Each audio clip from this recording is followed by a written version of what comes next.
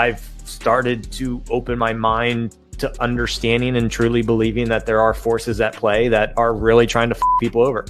Like, yeah, I knew that, certain structures of economies had built in things that, some people are going to do better than others. Sure. Cool. I'm a fan of that. But now the more that I get exposed to it, I think there are forces at play. And so I don't want to fall down that rabbit hole to the point where I'm paranoid or obsessed over it. Because I think my strategy has done well for me and my family, to be honest with you. Like, I'm really happy with where we are in life. And so I don't want to become someone that, stays up at night and worries about this shit.